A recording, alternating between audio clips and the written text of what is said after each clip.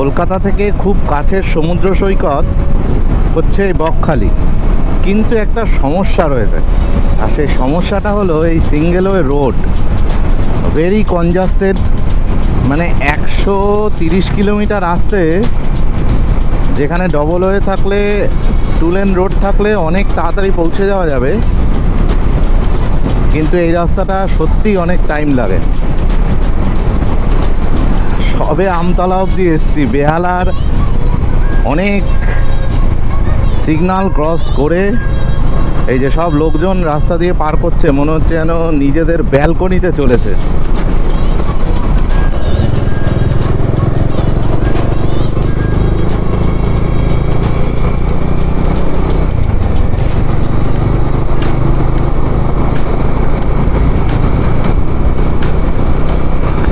এই ব্রিজটা ভেঙে পড়ে গেছিল, তারপর নতুন করে আবার বানানো হয়েছে। তখন সিঙ্গেল লেন ছিল, এখন ডবল লেন।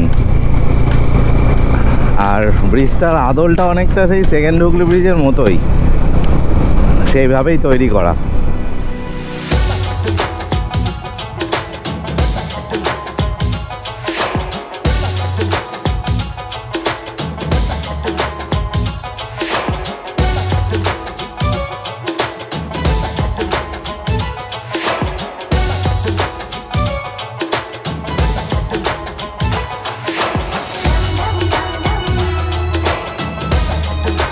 হ্যালো বন্ধুরা, কেমন আছো সবাই? আশা করি ভালোই আছো। সবাইকে ভেরি গুড মর্নিং। আবার একটা নতুন ব্লগে সবাইকে স্বাগত জানাই। টাইটেল থাম্বনেল দেখে নিশ্চয়ই বুঝেই গেছো কোথায় যাচ্ছি। তবে হ্যাঁ, ট্রিপটা জাস্ট একদিনের, কোথাও যাওয়া হয় না কাজের চাপে, তাও আরেকটা নতুন ট্রিপে যাচ্ছি। তো চলো একদম কথা বলছি তোমাদের সঙ্গে মোটো ব্লগিং সেট আপে। আগে দিল্লি রোডে যাব, এক কাপ চা খাবো, তারপরে মোটো ব্লগিং সেট আপে তোমাদের সঙ্গে কথা বলছি।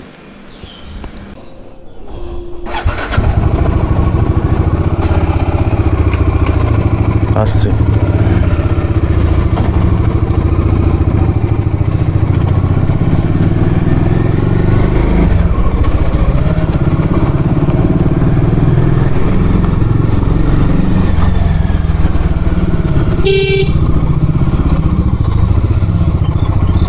বাড়ি থেকে বেরিয়ে পড়লাম, আর ঠিক এই বাদিকেই রিক্সা রেল স্টেশন। আপাতত দিল্লি রোড অবধি যাই।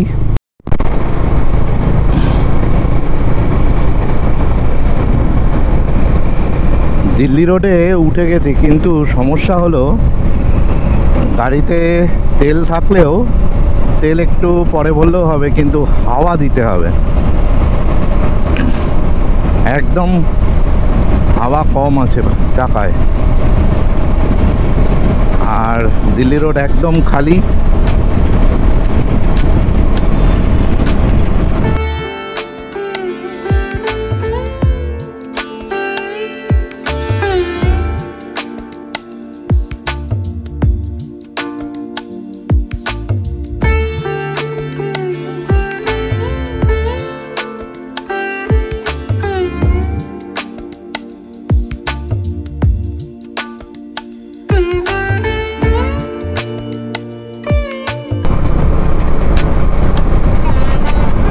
ডানকুনির কাছাকাছি চলে এসেছি, আর ঠিক ওই যে ব্রিজটার সামনে দেখা যাচ্ছে, এটা দুর্গাপুর এক্সপ্রেসওয়ে 6 লেন হয়ে যাওয়ার জন্য নতুন করে এই ব্রিজটা তৈরি হয়েছে। আগে এখানে ব্রিজ ছিল না। এখন ডানকুনি টোল ট্যাক্স থেকে যেসব গাড়িগুলো আসে সেগুলো সব এই ব্রিজের উপর দিয়ে গিয়ে তারপরে কানেক্ট হয় এই রোডের সাথে।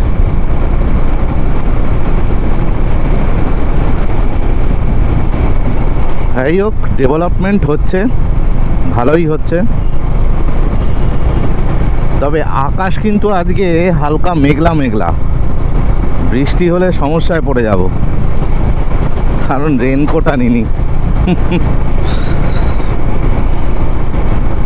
ওয়েদার আপডেট কিন্তু বলছে না আজকে বৃষ্টি হবে।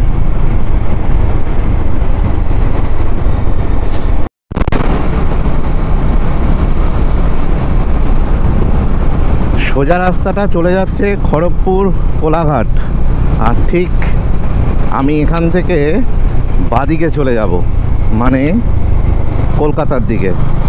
এই যে সাঁতরাগাছির দিকে যাব, কারণ আমি ধরবো ডায়মন্ড হারবার রোড। এখান থেকে সাঁতরাগাছি ক্রস করব, সেকেন্ড হুগলি ব্রিজ ক্রস করব, করে তারপর আমি ধরবো ডায়মন্ড হারবার রোড, যেটা আমাকে নিয়ে যাবে বকখালি পর্যন্ত।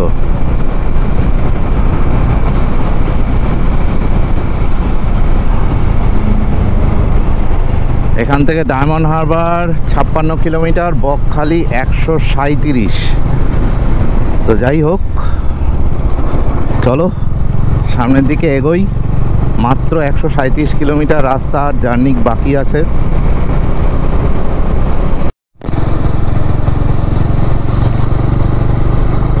Second Hooghly bridge toll gate, but এখানে কোনো এক সময় 5 টাকার টোল দিয়ে বাইক পার করতে হতো, কিন্তু এখন আর সে টোল ট্যাক্স লাগে না।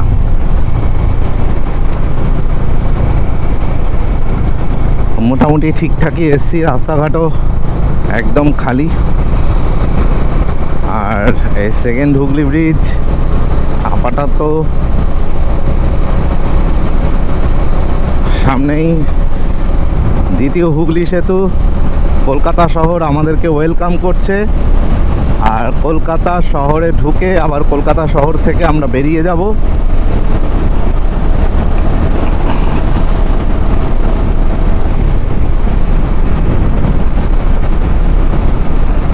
আর দূরে উঁচু করে, মাথা উঁচু করে যে বিল্ডিংটা দাঁড়িয়ে রয়েছে, ওটা হলো D42।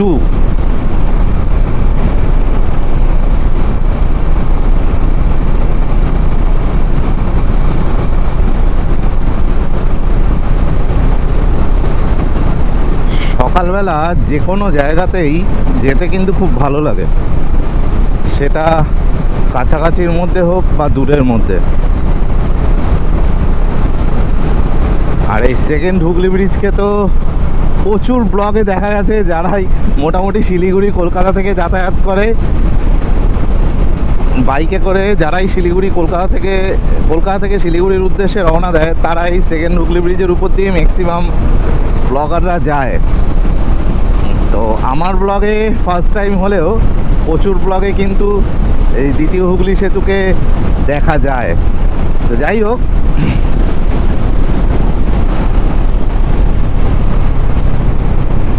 আর সব থেকে যে উঁচু বিল্ডিংটা রয়েছে সেটা হলো D42।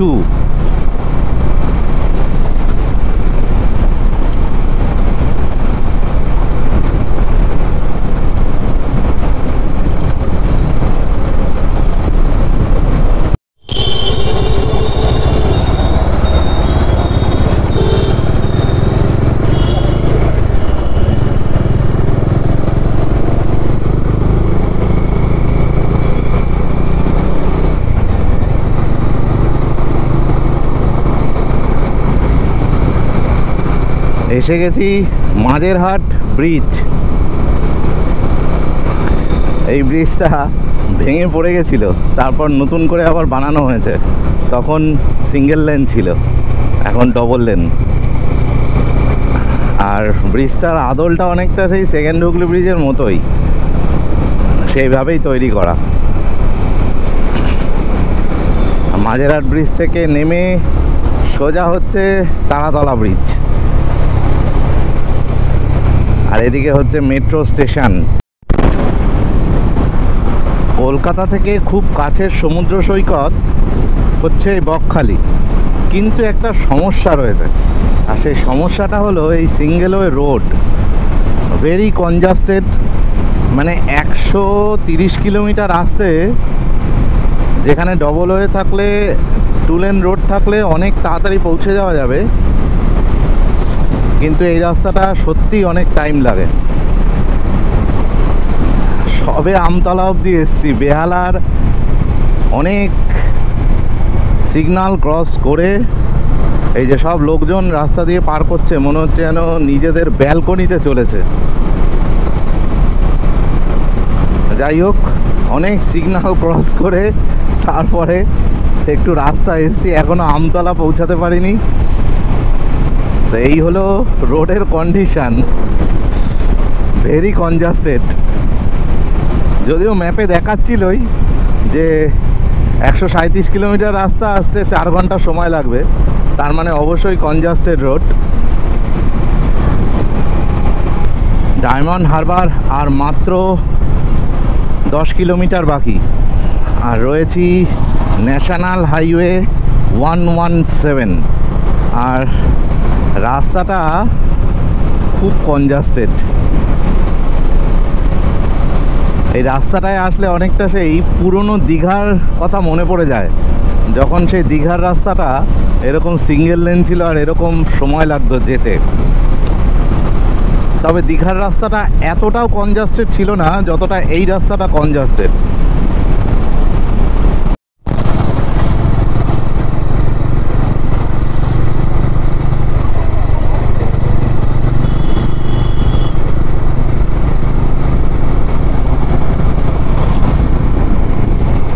এসে গেছি ডায়মন্ড হারবার, আর এই যে লেখা আই লাভ ডায়মন্ড হারবার।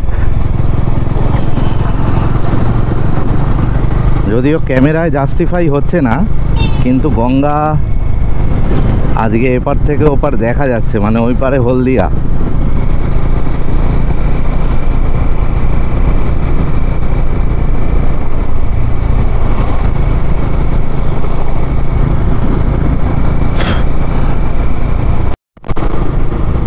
ওখানে দাঁড়িয়েছিলাম এক জায়গায় একটু চা বিস্কুট খেতে, আর এখানে পেয়ে গেছি একটা মাইলস্টোন, কাকদ্বীপ 3.5, বকখালি 43, গঙ্গাসাগর ডান দিকে 36 কিলোমিটার।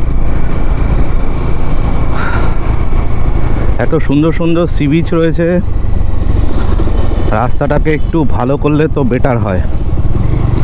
এই রাস্তা থেকে ডান দিকে গেলে গঙ্গাসাগর পড়ে।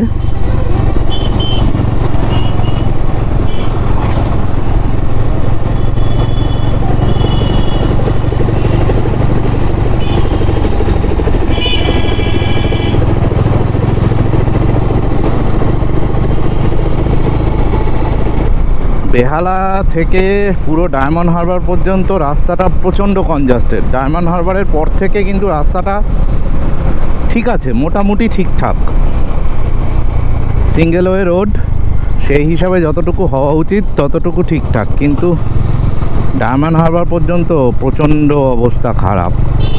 বাইকে আছি তাতেই এরকম মনে হচ্ছে, তা যদি 4 হুইলারে কেউ আসে তাহলে তো হয়ে গেছে।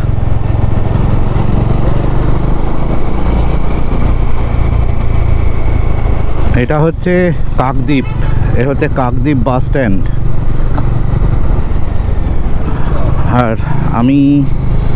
আর আমি সোজা চলে যাব একদম। এই রাস্তায় আসলে কোনো ম্যাপের দরকার নেই, একদম সোজা চলতে থাকো, ঠিক নামখানা হয়ে চলে যেতে পারবে। এই কেলো করেছে, এটা কোথায় চলে এলাম?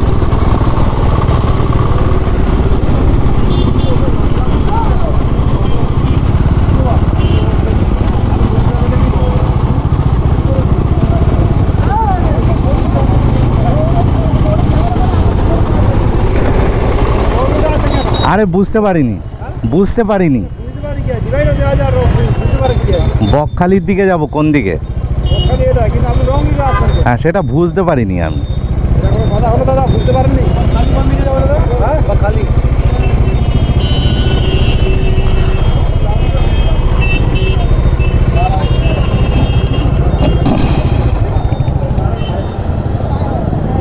যাবেন কোথায়? Bakkhali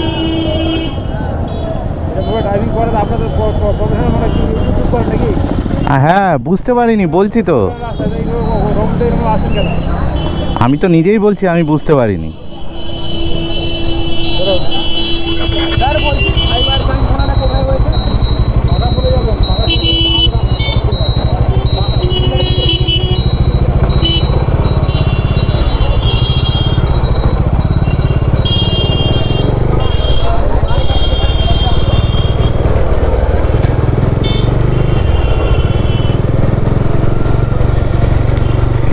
Kakdwip main market. যাই হোক, পুলিশ অফিসারটা ভালোই ছিল, আমাকে ছেড়ে দিল। আমি রং রুটে ঢুকে গেছিলাম।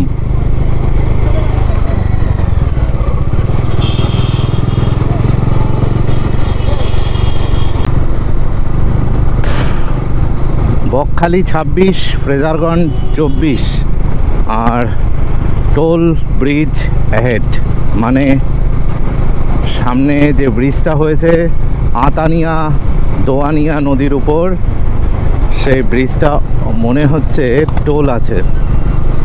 যাই হোক, বাইকের জন্য তো সম্ভবত টোল লাগে না, তাও ইনফরমেশান দিয়ে দেব যে বাইকের জন্য টোল লাগছে কি না।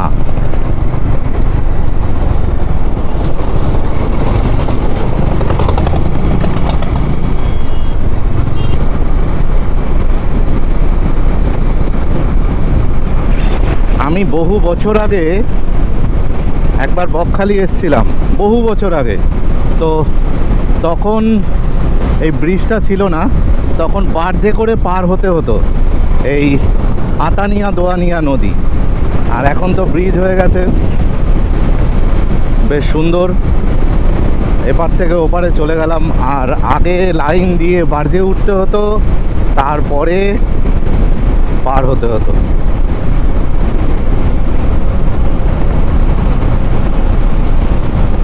কোনো টোলগেট তো দেখতে পেলাম না ব্রিজে ওঠার সময়। এবার আদৌ নামার সময় আছে কি না, না নামার সময়, হ্যাঁ নামার সময় একটা টোলগেট আছে, অবশ্যই একটা টোলগেট আছে। তবে টোটো প্রচুর পরিমাণে চলে, প্রচুর পরিমাণে টোটো চলছে।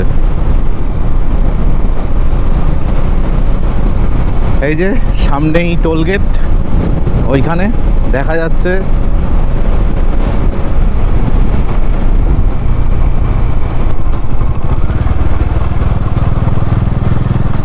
বাইকের জন্য টোল চালু নেই, মানে বাইকের জন্য টোল লাগে না, শুধুমাত্র 4 হুইলারের জন্যই টোল লাগে।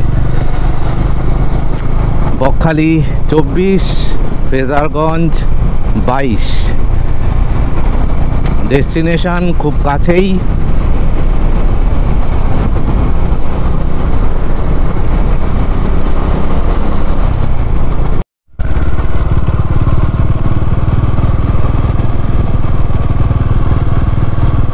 কোনো এক সময় এই পাখাগুলো চলতো, এখন আর চলে না। তবে এখন অনেক হোটেল হয়ে গেছে।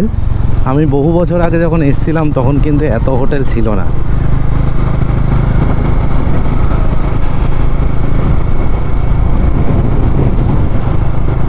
এই সমুদ্রের মুখ করে পাখাগুলো সব লাগানো থাকে, এগুলো দিয়ে বিদ্যুৎ উৎপাদন হতো এক সময়। এখন তো ডাইরেক্ট ইলেকট্রিসিটি এসে গেছে।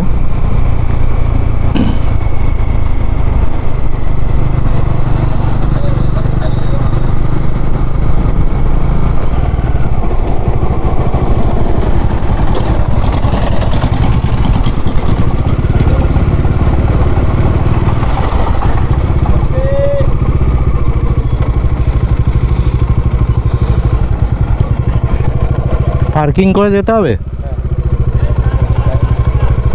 কতটা হেঁটে যেতে হবে?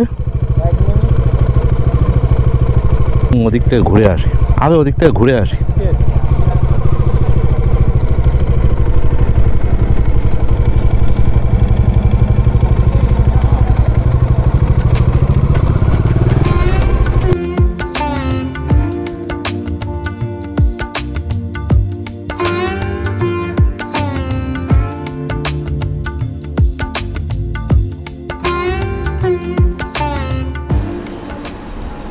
প্রায় 12টা বাজে, সকালে ব্রেকফাস্ট করা হয়নি, তাই খাবারে পেটাই পরোটা, তরকারি আর একটা ডিমের অমলেট।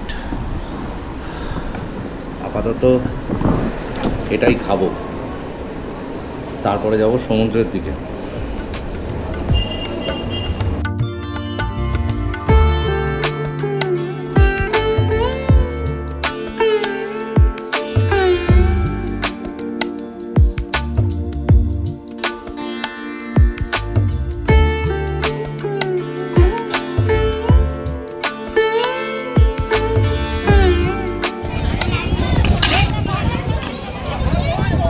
সমুদ্রের পাশে অনেক দোকান, কিন্তু সমুদ্র চলে গেছে বহু দূরে, একদমই কাছে নয়।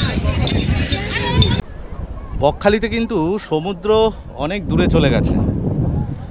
ঠিক আমার পিছন দিকে দেখো, সমুদ্রটা বহু দূরে। আমি বহু বছর আগে এসেছিলাম 2012-13 সালে, তখনও কিন্তু এত দূরে যাইনি, সমুদ্র কাছেই ছিল। জানি না কেন এত দূরে চলে গেছে।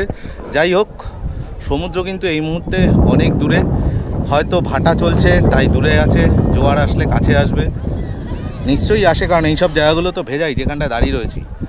কিন্তু এতটা দূরে যায় আমি জানতাম না। বকখালি সমুদ্রটা এতটাই দূরে, মানে যারা গেছে তারা ঠিক এইটুকু লাগছে, অন্তত কিছু না হলেও 10 কিলোমিটার ডিস্টেন্স তো আছেই যেখানে আমি দাঁড়িয়ে আছি সেইখান থেকে, মানে একদম পার থেকে। তো এতটা হেঁটে যাওয়া সম্ভব নয়, এখান থেকেই ফেরত চলে যাব। অনেকেই যায়নি, কাছাকাছি এখানেই বসে আড্ডা ফাড্ডা মারছে, আমি একটু ঘুরে ঘাড়ে দেখছি।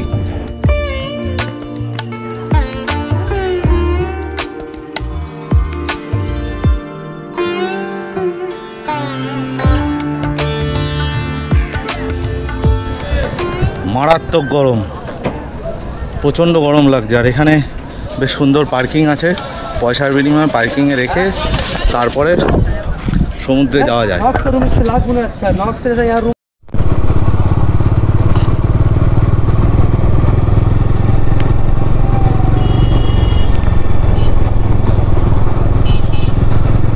রোদ্দুর গরম মারাত্মকভাবে উঠেছে।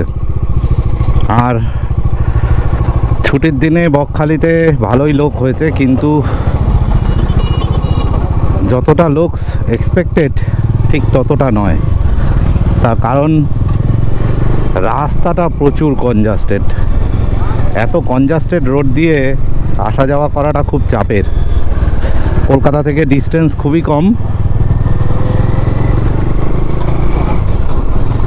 কিন্তু বেহালা থেকে ডায়মন্ড হারবার পর্যন্ত এই রাস্তার ডিস্টেন্সটা, এই রাস্তাটুকু এত কনজাস্টেড যে কিছু বলার নেই। আর এই আশেপাশে প্রচুর হোটেল তৈরি হচ্ছে, আরও নিশ্চয়ই ডেভেলপ হবে জায়গাটা, সেই জন্যই তৈরি হচ্ছে।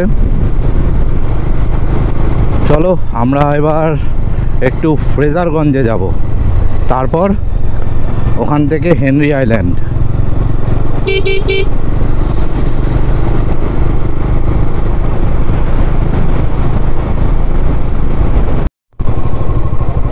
এই বাদিকে ঢুকলেই ফ্রেজারগঞ্জ। চলো একটু ফ্রেজারগঞ্জের দিকে যাই।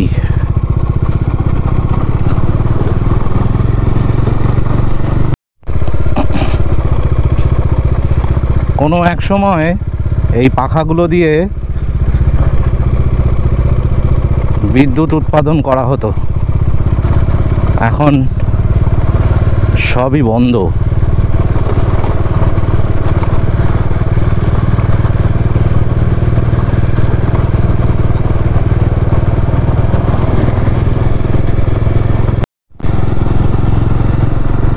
ফ্রেজারগঞ্জে সমুদ্রের দিকে ঢুকেছিলাম, কিন্তু ওখানে ডেভেলপমেন্টের কাজের জন্য এই মুহূর্তে বন্ধ আছে, তাই আর যেতে পারলাম না। তো এবারে ডেস্টিনেশন হেনরি আইল্যান্ড। আর যারা আমার ভিডিও দেখছো তাদেরকে বলবো অবশ্যই সাবস্ক্রাইব করো, পাশে থাকা বেল বাটনটি টিপে দিও, যাতে যে কোনো ভিডিও সবার আগে পৌঁছে যায় তোমাদের কাছে। আর ভালো লাগলে অবশ্যই লাইক দিতে ভুলো না। চলো এবার হেনরি আইল্যান্ডের পথে যাচ্ছি। জানি না কি আছে হেনরি আইল্যান্ডে। আগে তো হেনরি আইল্যান্ডে ভেরি ছিল অনেক, বেশ সুন্দর সাজানো গুছানো ছিল। এখন অবশ্য জানি না কীরকম কি আছে, চলো গেলে দেখতে পাবো। কারণ আমি এসেছিলাম বহুদিন আগে, তখন আমি বাইক নিয়ে আসিনি, 4 হুইলারে এসেছিলাম। তো চলো তোমাদের সামনে তুলে ধরবো হেনরি আইল্যান্ড কেমন আছে এখন।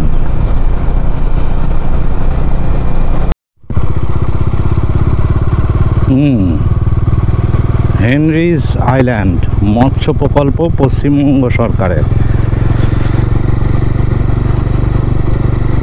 এই যে মাছের চাষ হচ্ছে এখানে সুন্দর করে। আর সতর্কীকরণ, বিপদ এড়িয়ে চলুন, করোনা, কাঠের পোল একে একে পার করুন।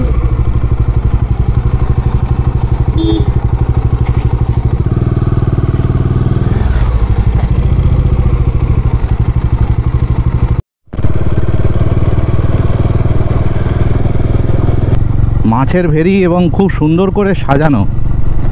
আর বাদিকে হলো সব ম্যানগ্রোভ।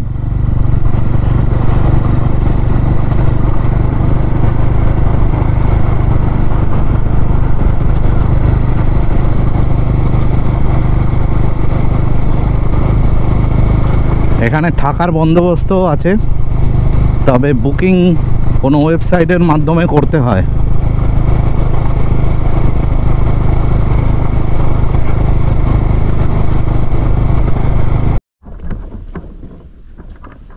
এখানে রয়েছে একটা কাঠের ব্রিজ, আর দুধারে এরকম ম্যানগ্রোভের জঙ্গল, সামনের দিকে বিচ, চতুর্দিক শান্ত। হেঁটে যাচ্ছি ব্রিজের দিকে, একটুখানি যেতে হবে, বললো মিনিট 2 লাগবে। বাইকটা পার্ক করে রেখে এসেছি, ওর মধ্যে আরেকটা ক্যামেরা রয়েছে।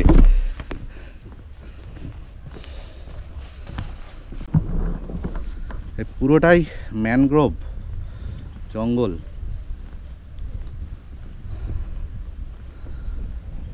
সামনে পুরো ঝাউ গাছ।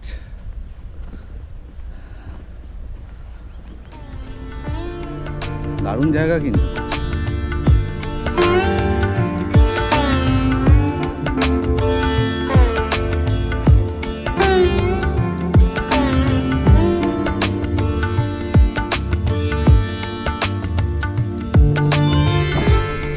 যাক, তবু হেনরি আইল্যান্ডের এখানে এসে সমুদ্রের দেখা পেয়েছি।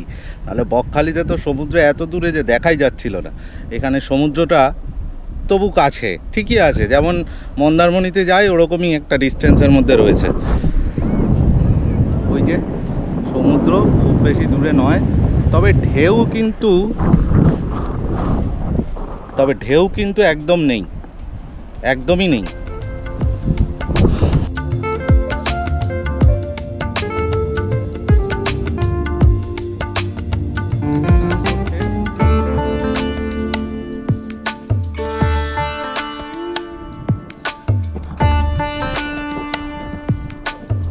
অনেকে স্নান করছে, কিন্তু সংখ্যাটা খুব কম। সবাই আসে মেনলি বকখালিতে, কিন্তু বকখালির সমুদ্রটা সত্যি এত দূরে চলে গেছে, এটা অকল্পনীয়, অভাবনীয়। যাই হোক, দেখলাম, এবার চলো দেখা যাক কি করি।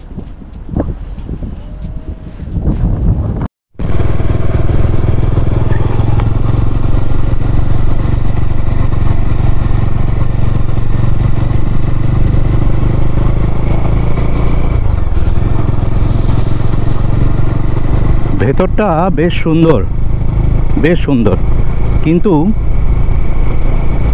এইটুকু বাদ দিয়ে এই বকখালি চত্বরে আর সেরকম কিছু দেখার নেই। Bakkhali sea beach, Henry Island আর ফ্রেজারগঞ্জ থেকে একটা বিচ পাওয়া যেত, কিন্তু সেটা এই মুহূর্তে আর নেই, কারণ ডেভেলপমেন্টের কাজ হচ্ছে। তাই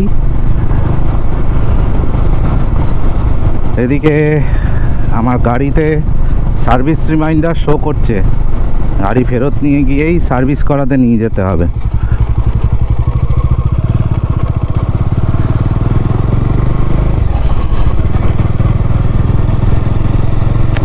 তো এই হলো ব্যাপার। এবার কোথাও একটু খাওয়া দাওয়া করে তারপর বেরিয়ে যেতে হবে বাড়ির দিকে।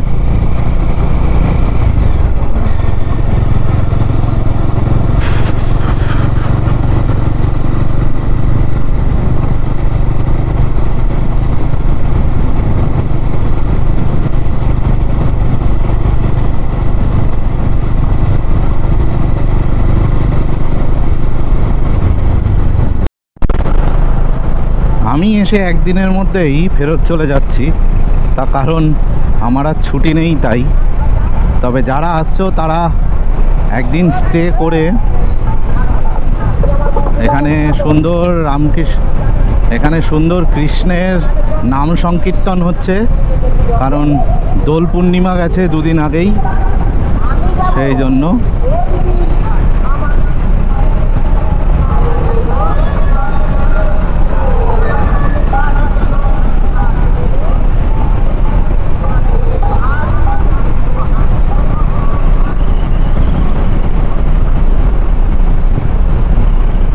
আমি এসে একদিনের মধ্যেই ফেরত চলে যাচ্ছি, তার কারণ আমার ছুটি নেই। প্রায় 150-300 কিলোমিটার রাস্তা, আর সেরকম কিছু দেখারও নেই, ঘোরারও নেই। আমি সকালবেলা বেরিয়েছি, আবার রাত্রের মধ্যে বাড়ি চলে যাব। আর যারা আসবে তাদেরকে অবশ্যই রেকমেন্ড করব যে একদিন থাকো, ভালোভাবে উপভোগ করো। তবে বেশি জায়গা ঘোরার নেই, কারণ বকখালিতে তো সমুদ্রের বিচ অনেক দূরেই চলে গেছে। কাছে আসলেও খুব একটা কাছে আসে না, আমি খোঁজ খবর নিলাম, জোয়ারের সময় আসলেও খুব কাছে আসে না। তার থেকে বরং হেনরি আইল্যান্ডে সরকারি প্রজেক্ট যেটা রয়েছে সেটার মধ্যে থাকতে পারো। সেটাতে থাকলে পরে সমুদ্র একদম কাছে এবং খুব পরিপাটি করে সাজানো রয়েছে ভেতরটা, ভালো লাগবে থাকতে। কিন্তু বকখালি এই মুহূর্তে সমুদ্র যা দূরে দেখলাম আর যা গরম পড়েছে সমুদ্রের পাড়ে, বকখালি খুব একটা সুবিধাজনক হবে বলে আমার মনে হয় না।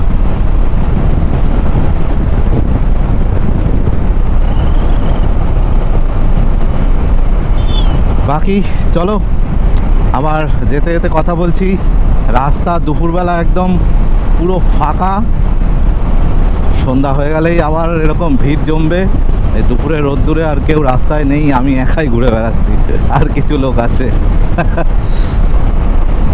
ডায়মন্ড হারবার এখান থেকে 58, কলকাতা 102, আর সামনেই টোল বুথ। মানে এই রোডে আসতে গেলে একটা কিন্তু টোল গেট পড়বে। একদম নামখানা ব্রিজ ক্রস করে আসার পরে একটা টোল গেট পড়বে।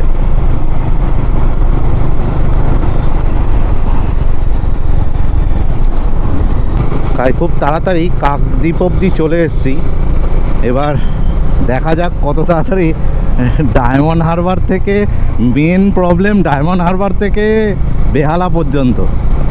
এদিকে রাস্তাটা তো খালি ছিলই, দুপুর বলে আরও একটু বেশি খালি। ওদিকে রাস্তাটা কিন্তু খুব কনজাস্টেড।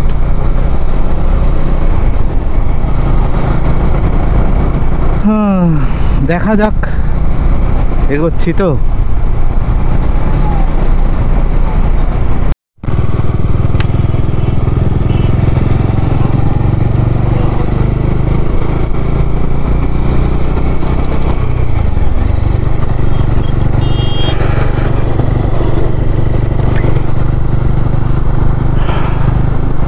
ডায়মন্ড হারবার এসে গেছি একদম দিন থাকতে থাকতে। আর দূরে দুটো তিনটে বেশ বড় বড় জাহাজ দাঁড়িয়ে রয়েছে। ট্রলার তো চলছেই, জাহাজও দাঁড়িয়ে রয়েছে। আরে এগুলো দেখার জন্যই তো রাস্তায় বেরোনো।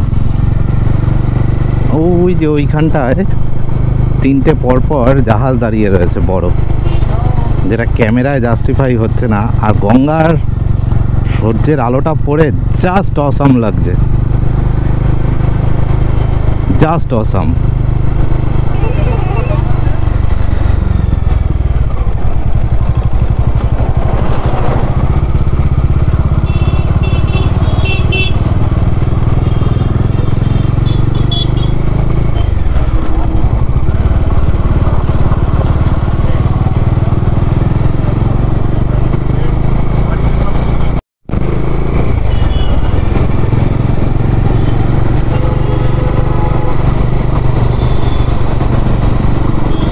মোটামুটি জোকা চলে এসেছি, সামনেই জোকা মেট্রো স্টেশন।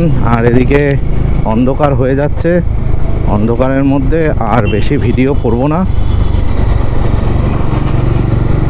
আবার এখন জ্যাম ঠেলতে হবে এই ডায়মন্ড হারবার রোডের বেহালার জ্যাম। দেখি জেমস লং সরণি দিয়ে যদি চলে যাই, জেমস লং সরণি দিয়ে চলে গেলে অনেকটা ফাঁকা পাবো। সামনের মোড় থেকে জেমস লং সরণি ধরে নেব। আর মোটামুটি ট্যুর মোটামুটি ঠিকই হলো। এই জোকা মেট্রো স্টেশন চলে এসছে, ট্যুর মোটামুটি ঠিকই হলো। তবে একদিনে গিয়ে একদিনে আসা না আসাটাই ভালো।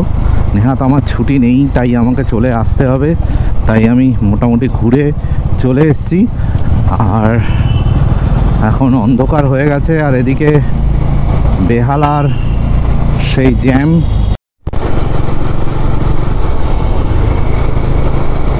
পৌঁছে গেছি সেকেন্ড হুগলি ব্রিজ, মানে বিদ্যাসাগর সেতু। এবার কোথাও একটা দাঁড়িয়ে একটু চা খাবো, দেন বাড়ির পথে আবার।